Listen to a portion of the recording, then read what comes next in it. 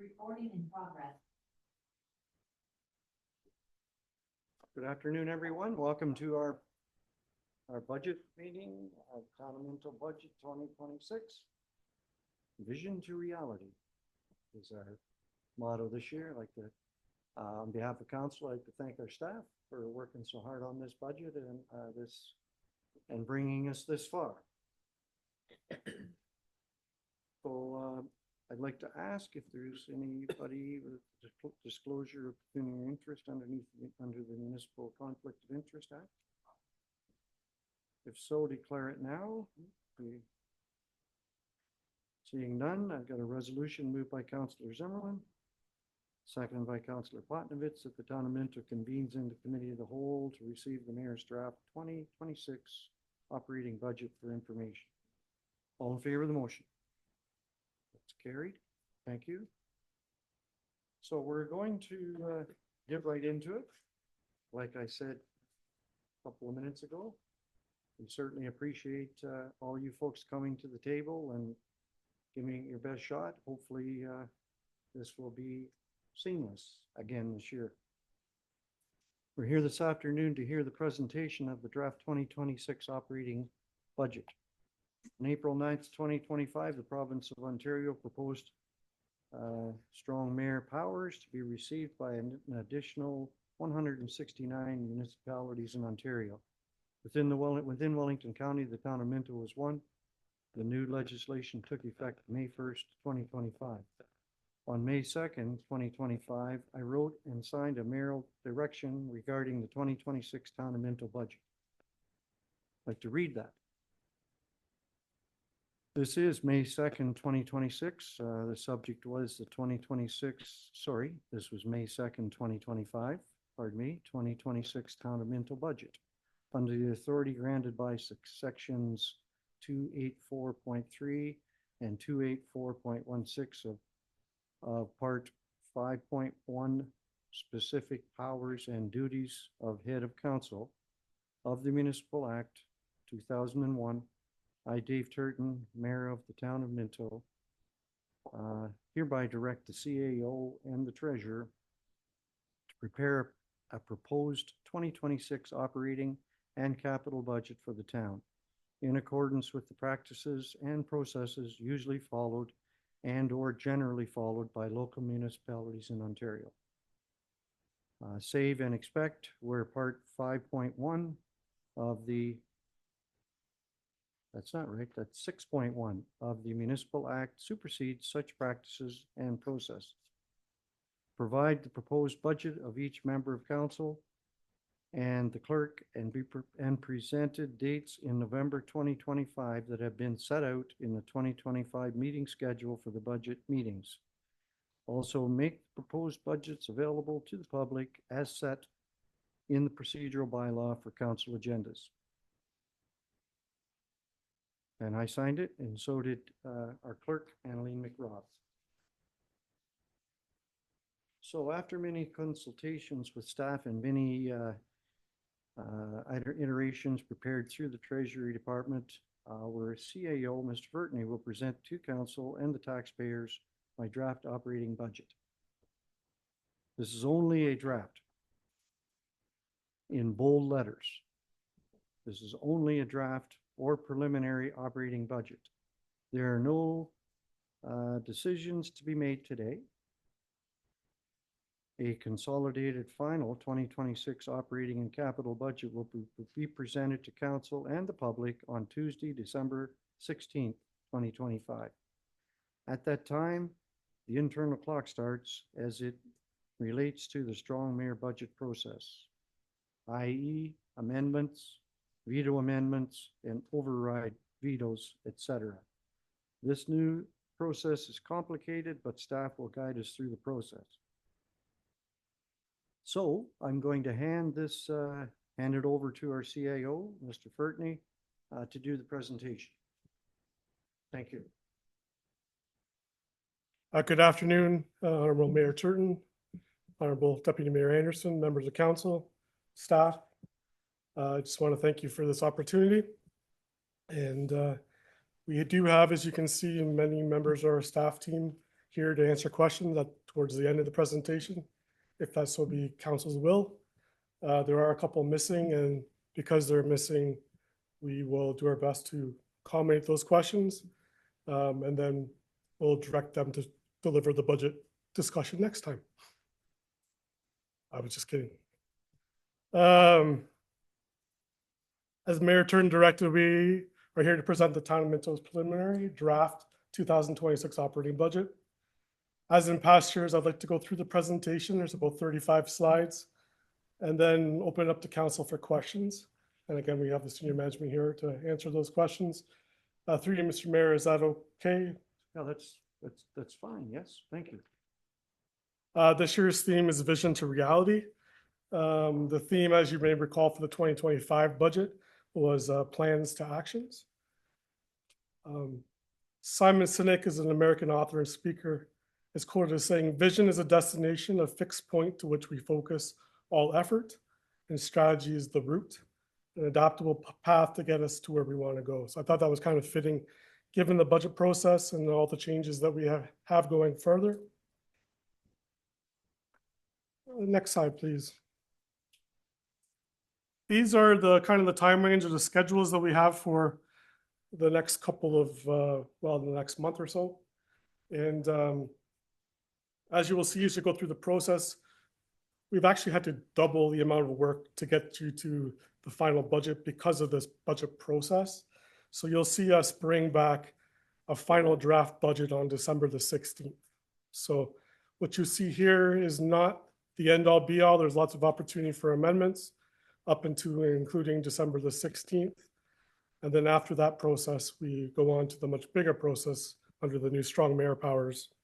So day one is today, the introduction by Mayor Turton, of course, and then we're presenting the draft operating budget when we're for information purposes only, and we'll have questions by members of council.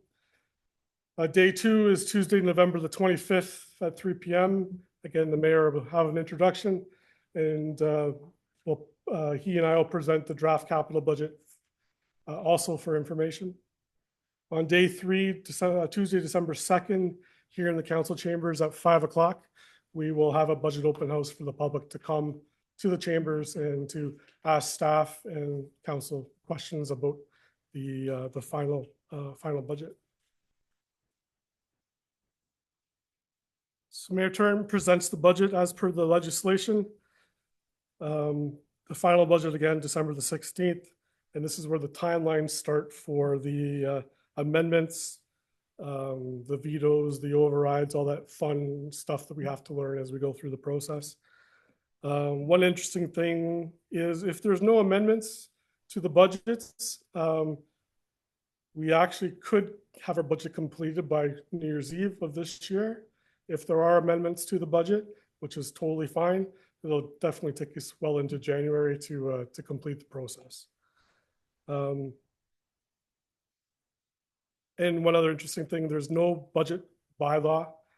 If the timelines are exhausted, then the budget is deemed to be passed, which is different. It's something we have to keep our heads wrapped around, right, George? Next slide, please.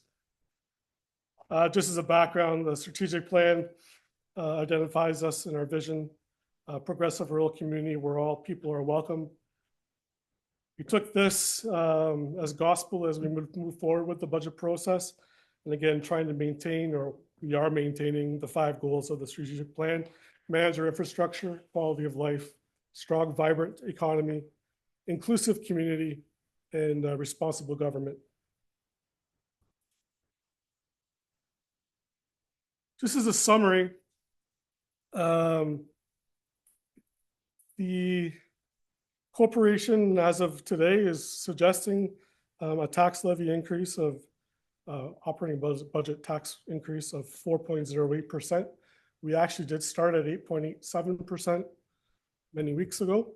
And based on the direction we got from Mayor Turton, we've brought it down to at least 4%. And there is still room and time for us to make that even better as we go along. Again, this is just a draft, so please don't get focused on the percentage as of this point, because things will change certainly. And we have lots of other things to bring to the table. So including our OSIF and OMPF funding, the financial plans for water and wastewater, and so on, our borrowing and interest rate information, and then of course the county and the Board of Education levies requests as well.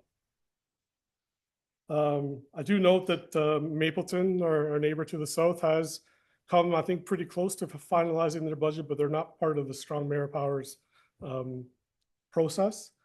And then again, back to the percentage, please don't try to compare apples to apples because we're very different as far as our budgets.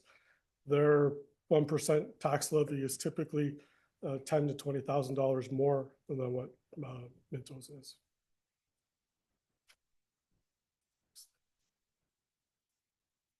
The distribution of tax dollars, it's the same as it always has been and always will be. Well, maybe not always will be, but currently is. County of Wellington is 47% of the tax levy, town of Minto 37%, and then the education is 16%. Again, the four big heavy hitters for the distribution of the town's share is public works, community services, administration, and fire and emergency services. And that's not any different than any other year. Mr. Fertney, are you into questions as we go, or do you want us to stack the questions up and ask them at the end? Would a simple, if somebody has a question, they can put their hand up and you can address them. Is that okay with you? Certainly, sir. All right, thank you. Again, this slide, departmental breakdown is the overall operating budget breakdown. Again, you'll see at the very bottom, the levy requirement net assessment growth. The percentage change is 4.08% as of now. We're looking at an increase from 2025 of $277,947 in the current scenario that we have before you today. You also see that the 2024 actuals are there, the approved budget for 2025, and then what we're requesting for 2026, just to give you an overall view of where we have been and where we're hoping to head. And of course, the departmental breakdown for non-tax support and for water and wastewater services. At the end of the day, it'll be a net zero across the board. So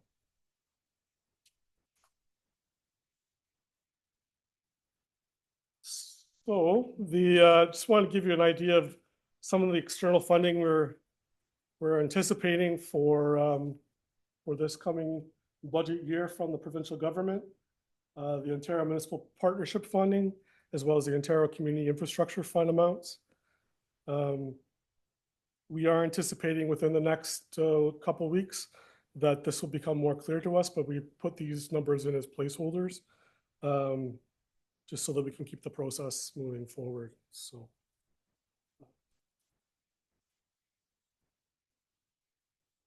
The next slide here is our typical organizational structure, and it hasn't changed since 2025. The staff complement for 2026 is the same as 2025. It does not include the mayor and council members, and it doesn't it doesn't also take into consider the fire assured management team. Just because of we had questions last year, the full-time equivalent is 13 like we had last year. And if that number changes after I do this presentation, we'll come back to let you know that. That includes firefighters and part-time and student wages.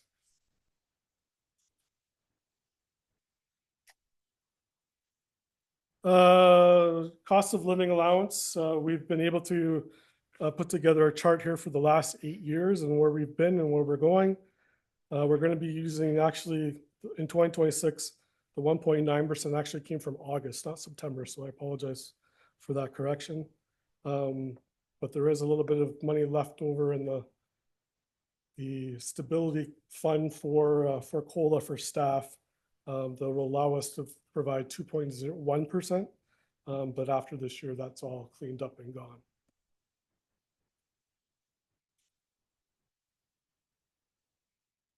I'll break there before I get into the more nitty gritty stuff. Are there any questions, or do you want to take a break, sir? We're good to go?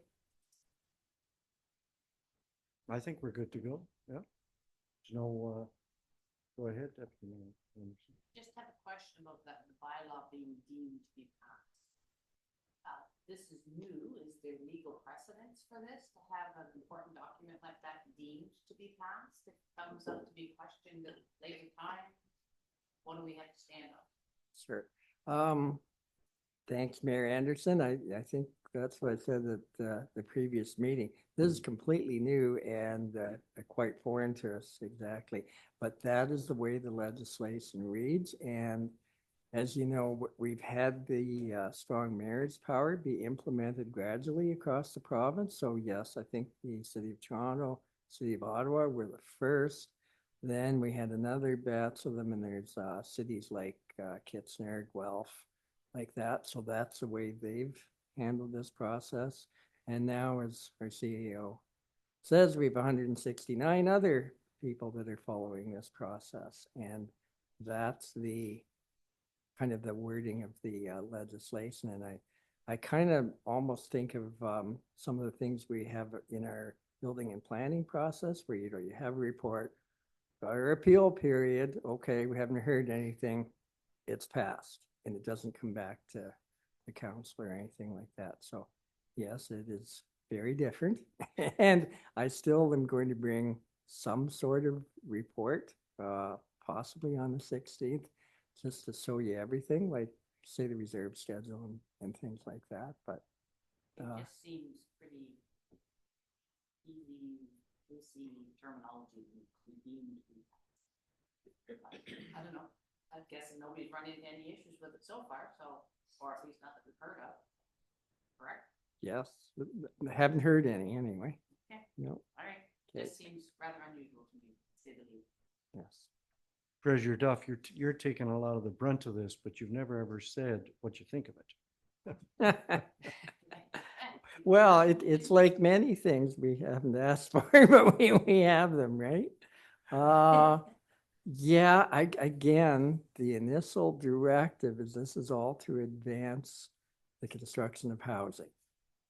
And it's not a clear A to B for me either, but I guess if there were impediments that we're slowing down, this gives the mayor the power to act on that if he believes it's advancing a provincial priority, I believe is the wording. So that's There isn't a magic pot of money attached to that. unfortunately not. Again, like so many things, yes. Okay. Thank you. So, Mr. Fertney, do you want to go ahead? Certainly, through you, Mr. Mayor, to members of council. This next part's going to look a little bit different from what we've done in the past. In past budget presentations, we've had the department heads stand up and go through their strategic goals and past completed projects and what their future goals are. But because this process is so cumbersome, I kind of thought I'd take a little bit different direction and maybe streamline things a little bit. Those goals are in each of your binders. So I didn't really feel necessary for me to read it out to you or for have them read it out to you. But certainly if you have any questions because of those, we will certainly be here to try to answer those questions for you. So each department is broken down even further. I wish I could have counted the number of tabs on this massive Excel spreadsheet that we've been going through. And then on top of that, you have your individual revenue and expense line items. And some of them have a handful of line items and some of them have hundreds of line items. So what I tried to do is go through each department, each tab, and identify those items that are $5,000 positive minus as impact. I use $5,000 because in the grand scheme of the overall budget, the $7 million plus that we're looking at for the operating budget, I just thought that was kind of an even place to start. I could have gone line by line to give you $100 and $200 and $2,000, but just kind of chose that one as a starting point. The process for us to look at it, many of you have been on council for a number of years, is that each individual department head will look at the year-to-date actuals for 2025. We'll look at the trending from 2023 and 2024 actuals. We'll forecast what the remainder of the year will be to the best of our ability for revenues and expenses. And then based on percentages and needs, cost of inflation, so on and so forth, these are where we try to come up with these numbers for the budget process. So it's a bit of a process for us to go through line by line by line. You'll notice that the building and planning services budget does not have one of these slides, and that's because there was no change from 2025 to 2026. So for all departments, trying to break things down a little bit more succinctly, utilities, salaries and wages, benefits, insurance, debt servicing, that's across the board through all of these tabs and all these little departments. For utilities, we're looking to account for inflation and cost adjustments. Electricity, water, and wastewater rates are going to go up. Natural gas costs are going to go up. And we looked at a 5 to 6% increase across the board there. For salaries and wages, we have been increased by it's actually the August cost of living, plus a little bit extra there, so 2.1%. Includes step and merit increases, compensation review results, and aligns with the 2025 year's actuals and recommended staffing levels. For benefits, benefit costs have been adjusted to align with staffing as well as the provider adjustments that we see regularly. Insurance, 2026 insurance premiums have been reviewed and increased by 5% and distributed across all the departments. And then debt servicing, which is challenging, is our Treasury Department will tell you are just preliminary estimates based on current interest rates and forecast amounts to be borrowed in the next year.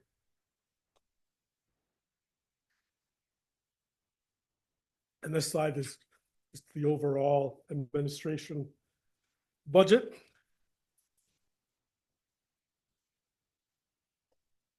For administration plus minus, we had the phase 1 compensation wages project completed. So anything in red and in brackets is a decrease in the budget. Anything that's in black is an increase that we're proposing in the budget. Computer hardware and software, there's an increase for equipment upgrades. That was built on the consultation with Senator Wellington IT. We have a decrease in transfer to reserves. We have tax adjustment accounts of minus 40,000. SVCA, so the Saugeen Valley Conservation Authority and the Maitland Valley Conservation Authority, we have preliminary cost apportionments, or was also called levies as of last year, of an increase of about $7,300. And there's some increased costs to the dog pound services as well.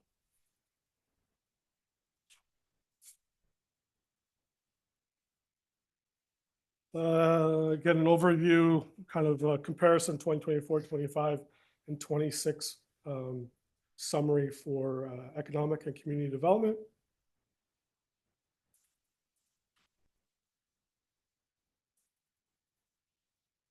So we have some special consulting services, a reduction.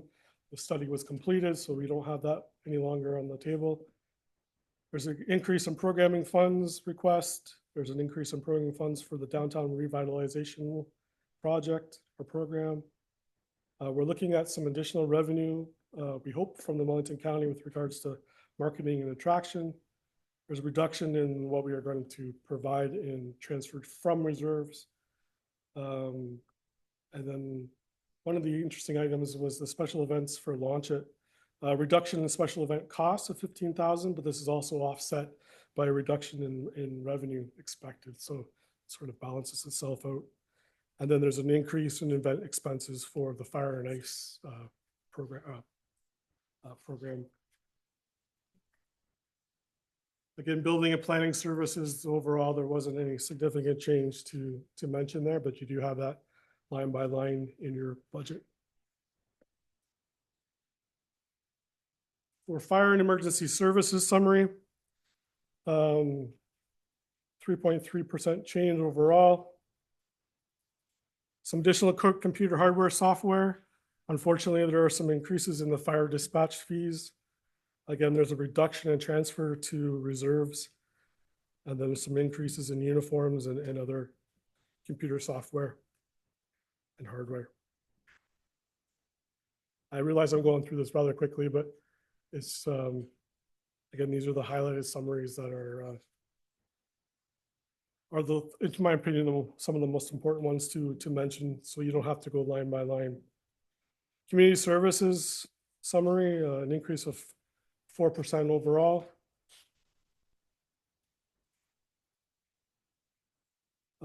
Some reduction in program supplies for the integrated youth service network. Some increases in rent, unfortunately, for the integrated youth services network. The recreation needs study was completed this year, so that's no longer on the table. Some additional supplies, vehicle expenses, and vehicle repairs and maintenance. There will be increases there anticipated for 2026, and then a reduction in transfer to reserves overall. Vehicle lease, we've eliminated the vehicle lease for community services.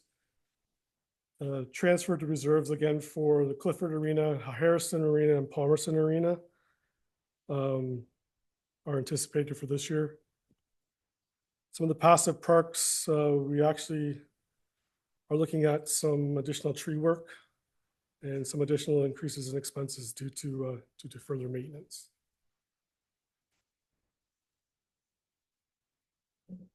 Public Works summary. Reduction in transfer to reserves, 30,000.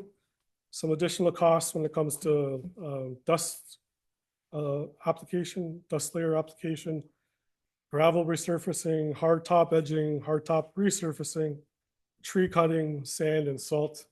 Unfortunately, all those things needed to be added or increased, I should say, because the 2025 rates and the forecast for 2026 have basically mandated that the increase.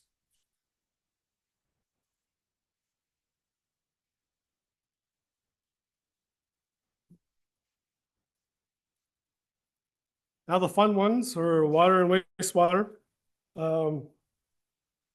Again, financial plans, we're looking, or we're hoping by the end of the year to provide you folks with an updated financial plans prepared by Watson and Associates, correct? And so the amounts will increase and decrease once we have received those reports.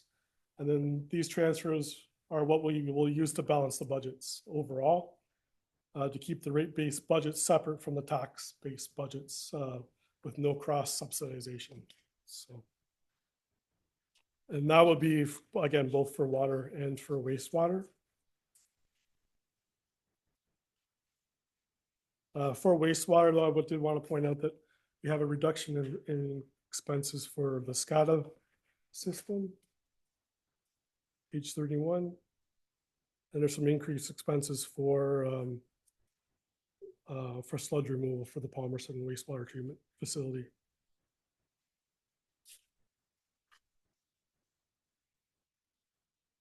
Again, the goal is to have a net zero at the end of the day. The non-departmental summaries is an increase of 1.4%. And then I just wanted to show you the tax-supported reserve contributions. So these are what we're proposing as of this point in time, based on the discussion we've had internally. And its contributions are down from last year. But we're hoping that this will help us balance the budget even a little bit better going forward. And I know that was a whirlwind, but We're basically at a point where you folks can ask questions if you like.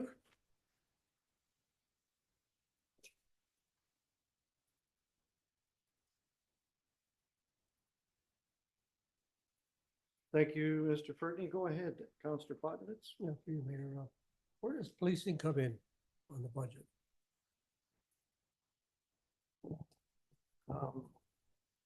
Counselor Podnovich, that one is buried in our county levy. So Minto pays nothing directly for OPP or police, but that is a significant part of the county levy, but it's shared across the county. Go ahead, Deputy Mayor Anderson.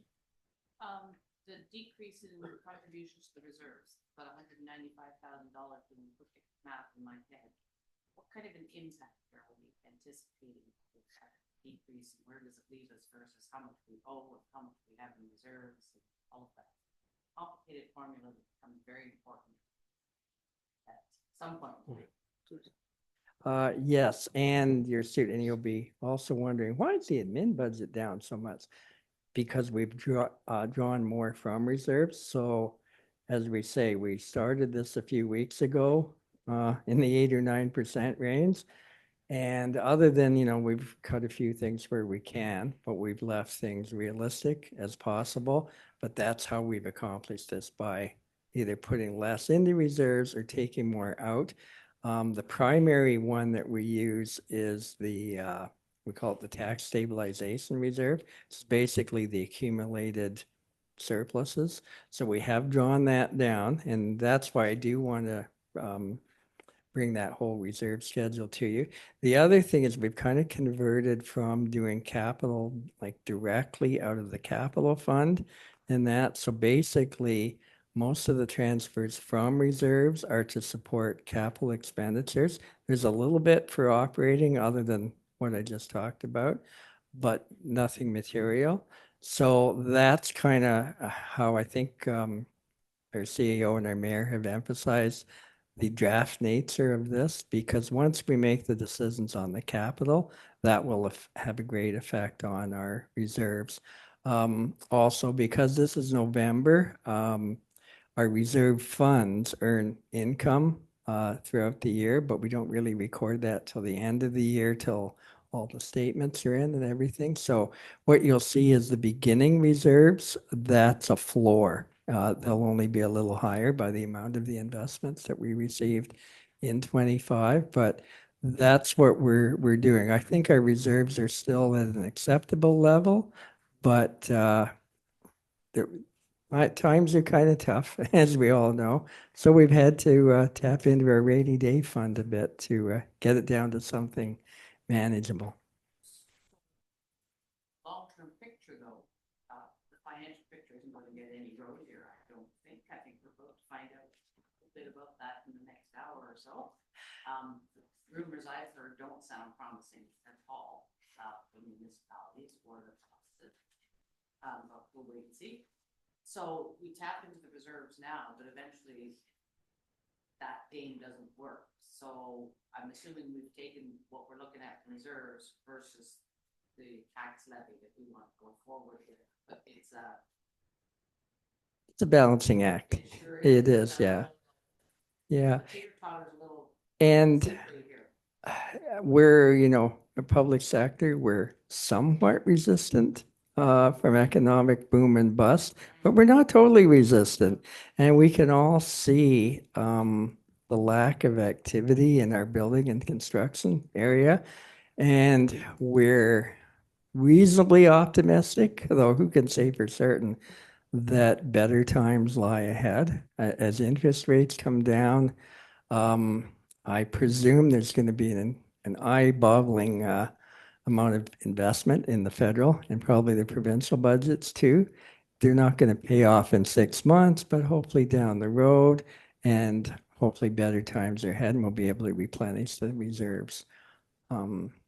But that is the challenge for all of us in this room, is to hit that balance. Right, and provinces as well, I understand that, but like I said, I guess too bad this meeting wasn't after today's announcement. I don't think I think it's gonna be interesting. Okay, thank you. Thank you, Counselor Elliott. Go ahead. Yeah, I assume in this budget process that each one of the departments prepared their own budget. And you as a group, department heads came together and scrutinized each other's budget and made your cuts or moves within that, suggested move, then it finally went to you. And this is how we got to where we are. Yes. So you guys have tried to skinny it as much as possible, where we get to, and work together. I'm sure there wasn't always an agreement with who should lose what or who should gain what. But I assume that's the process that we move forward with. You guys are supposed to be the experts. And you people seem to have skinnied it out as much as we can. I guess we'll see whether we get any people asking for changes or whether within council or whatever we do. But I'm always pleased with what we do and where you people come from. So I support right now what we got, unless I see something any different in it. Then thank you for doing this. Great, thank you. And yes, you're correct. I think every department has made some sacrifices there. But I do want to point out too, we haven't, vastly cut levels of service. And now we haven't increased levels of service either, but we've been able to maintain, I believe, what we've had the last couple of years. Not really the time to start new initiatives, but we also want to maintain the services for our taxpayers the best we can. Thanks. Counselor Gunson, go ahead. Thanks, Mayor Jordan. Question on dog tags. So I see in 2020, there's 1,083 dog tags. 2025, 684. The amount of dogs I see, I don't imagine 400 dogs have died. Is there again, I know it's done online, but is there a process that we follow up with people that, or it's just an honor system that we hope they re-register? Okay. It's just, if you paid $20, that's like 13 grand right? And I'm sure there's probably more dogs now than in 2021. So I don't know if there's a way we can follow up. I remember back in the day, Jem Renwick used to knock on my door and say, buy your dog tags, right? So yeah, I don't know if there's not an easier way, but if there's a way to follow up, and that's manpower though, so. Through your Mayor Turton, we can certainly look at that to see if there's anything we can do. I know it's a minor thing, but it's like, it sure catches your eye when you go 1,000 to, because I know how many dogs were bought during COVID, so, right, it was odd item. Anything else? My question was answered. Yeah, so I'd just like to bring up to Ed's, Counselor Potnovitz's, where is the police budget? The other things that the county does, I think there's 5, social services, libraries, solid waste services, and we have a bunch of county roads around here. Is there anything else that to add to that list, Treasurer Duff? Well, of course, they have a lot of social services. I Yep. think that's a big thing. I mean, that includes your home for the aged, contributions to public health. They're doing more things as we are, maybe a little bit outside of their core thing. We're all trying to cope with the homeless problem. And I know how many times do we say, well, we'll contact county social services on that too. Plus their administration and everything. And, we work pretty closely with them. Their planning, like we got support from the GIS department. There's a lot of things. I think the county in total is maybe a little more soft services too. As you say, it's the social housing units and the roads, whereas, we have the water and the wastewater and all the recreation facilities and things like that that we don't have, but So yeah. the two I didn't mention was bridges and culverts. So, I mean, roads, bridges and culverts, that's kind of their mandate. yes. And you talked about soft services. There's seems to be more every year. So this is the 4th budget that this council has put together, passed, whatever you want to whatever you want to say, and I know that's amazing when you think about it. It's the last one that we'll be doing. Question, Gord. Did we use reserves at all in 25? Yes, we did. Roughly 250,000 is what we drew down. But it's actually maybe a smaller figure because, as we've all noticed, we contributed more last year too. Yep. So this way we've drawn down and increased what we've taken out.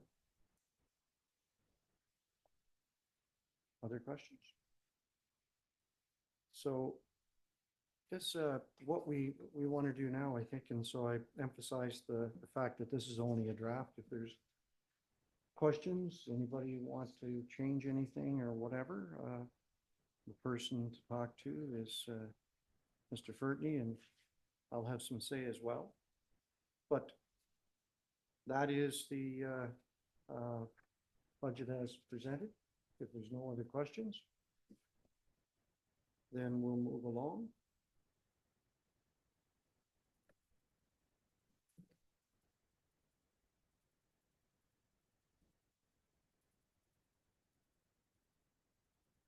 So when we talk about double the amount, Gord, you and Tanya, and I'm sure the number of meetings that we've had in reference to getting to that 4.08%.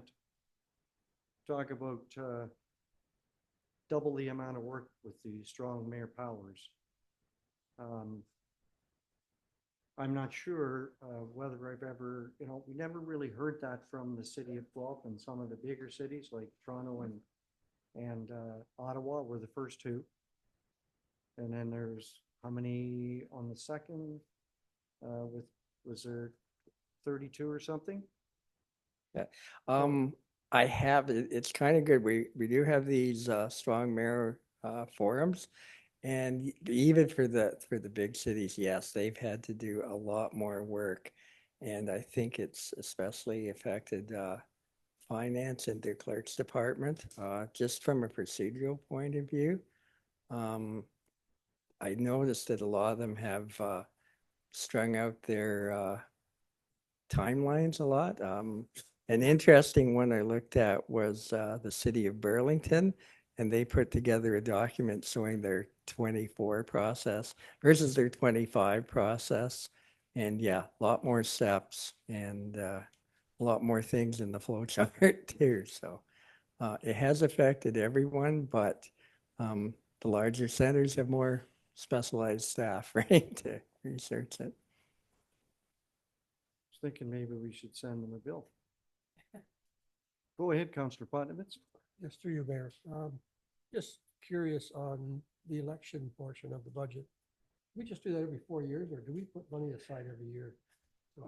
We put money aside every year. Every year. Our clerk's latest estimate is around the 70,000 mark or so. So yes, we do, and we try and not go with nothing. And also there's the data fixed kind of intermediary, and we have expenses for that every year too. But yeah, we try and smooth it out the best we can. I know this isn't final, Gord, but what's 4%? Have you put that into a number that we can work with per household or per house? I have not yet Okay. because I don't know what the Yeah, assessment role so- will be, although indications it won't be that different from our previous assessment role. We're still hoping for a little bit of growth, maybe not as much as we anticipated. It's going to be very comparable to previous years because the majority of assessments have not changed. A little bit of growth. We're optimistically thinking that even though the activity in building hasn't been quite so high, there's still a little bit of a backload with MPAC, and we'll get the benefit of that next year. So the county's got the same issues. If we have those growing issues, so does the county. Is there Yes. any, once I'm going to get off topic, MPAC. Yes. Is there any word coming down the pipe when they're going to become active again? No, it's playing. However, at our treasurers conference, and I think the Ompter conference too, and there were a lot of MPAC staff at our treasury conference. They're eager. They're about as eager as we are to get going on this. They're ready. Like if they get the word, they're trying to lay the framework that they can turn this around as quick. One of their challenges are they've got a lot of staff that naturally there's retirements and new hires. Many of their staff have never been through a reassessment. So they have to do some staff training, and that came up at one of the sessions too. I don't know. Yeah, as we've said many times, and you've probably been to those seminars at AMO and that too. The longer you put it off, the bigger the changes, both positive and negative. And so once basically the Ministry of Finance kind of drives this one, and once they get a look at the figures, are they going to try and bring in mitigation things like they did with capping last time? Or, I don't know, real estate's kind of done a roller coaster. It's gone up and went way down and then way up and down. And like maybe at the end of the day, it won't be as bad, but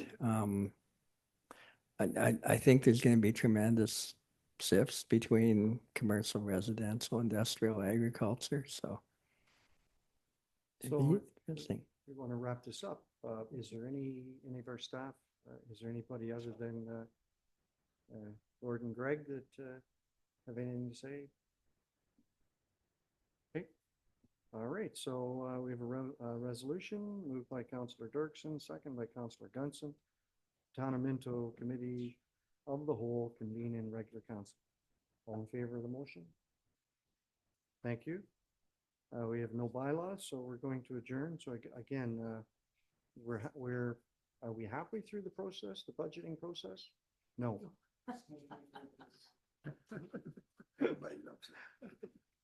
40%. Okay, so adjournment, moved by Deputy Mayor Anderson, second by Councillor Elliott, that the Council of Town of Minto adjourn to meet again at the call of the mayor. All in favor of that motion? Again, thank you very much to everyone for your contribution on the budget. So.